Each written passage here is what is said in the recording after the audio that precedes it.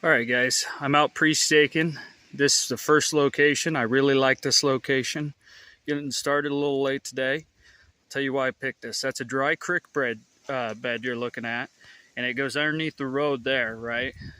You can tell I can't trap that culvert, that deep culvert, because it'd be on private property in this case. So this is a netted fence. So if you come here, right here is a dip in that fence right there. All right, so then you see any animal going over this is coming up right here. It's kind of a trail, it's hard to see, okay? And then once you get right here, I'm pre-staked here. There's a little shelf right here. I'll go ahead and I'll set this trap and then snap it off just so you guys can see the set. All right, guys, here's that trail again. Okay, you see you come up it. This stick I did not place there, but it's a good deterrent to go the way I want them to. And boom, there's my 1.5 set. You see the jaws are side to side because I believe that gives me a deeper catch. Here, I'll zoom out a little bit. It's not blended in very well. It doesn't have to be. It just needs to be bedded a little bit, and you don't have to dig for that. So this trap right here will outperform most sets, at least in my experience. This right here is why I pick a Ford Ranger or a smaller truck for my trap line. Everything's working height. I don't have to reach up. I don't have to reach down. It's just above my waist section, which is perfect.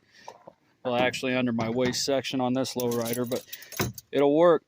And I picked a double jaw at almost every spot that's got an incline because you increase your risk of a twist off when you add height into the equation, also when you add moisture. So that's why on that last set that I pre-staked, I used double jaw. I'll pre-stake this one as well, and I'll show you this location. All right, guys, see the truck up there? There's a little trail. It's hard to see. It is very hard to see. We're in a bad drought. There's a lot of dust on these gravel roads. As you get here, you see the grass is more knocked down. Boom. We got a fence here with a drop off to a creek. Now this is a good location because it's an easy crossover off the creek right across the road. They say, hey, I'm switching to eating dry food. It's where they're gonna go. And you see here they've been traveling this. It's beat down a little bit. You catch anything at that location? So we're gonna go ahead and put in a 1.5 because it's a trap that'll catch about anything.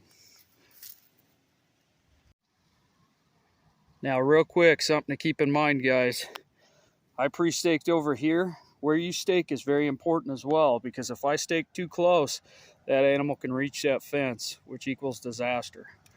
Okay, so make sure you pre-stake far enough off that that's not an issue.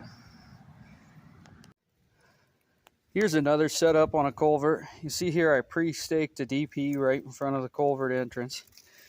And then down the trail further, right about there, I pre-staked a 1.5. Then as I go back up the truck, sorry about that, there's a trail that goes right over the top there. And we'll put a 220 up there. That way, if it goes up that way, any of the animals, the trail won't get messed up and it'll be dead right there. Out of sight, out of mind for anybody driving by. Well, guys, it took me about 12 minutes to realize how out of shape I am. Wow, that's pre-staking. Those ditches, they get you remembering how fat you got in the off season. But I want to show you a great location here, and it's a different style of trapping coyotes. It's been done before. It's nothing new.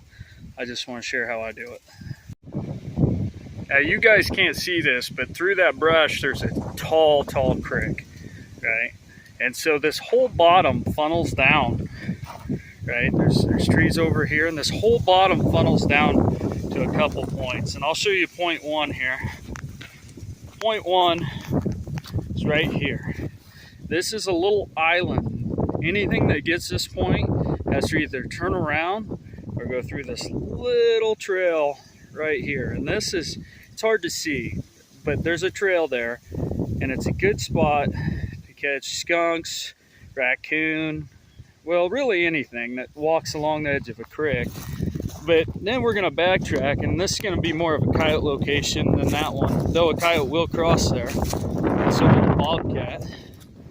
Boom, this one right here, and this one's not as hard to see. I mean, you guys see it's pretty visible, right? And how do I know it's a coyote trail? Well, first off, it funnels down this point, and you see there, it's hard to see, I got a 1.5 pre-stake there, a bridger, because it's a little taller than my other brands. I've got another one pre-staked right here, and then here's the fence, right? And then I'm going to look at the fence. What's that? Well, it's hard to tell, guys, but that's coyote hair right there on both sides of those, and they're going right through this little gap. It's not big at all, but this whole bottom funnels down to this point, and the creek is my barrier. Anyways, guys, I pre-staked 3 traps at these 2 spots.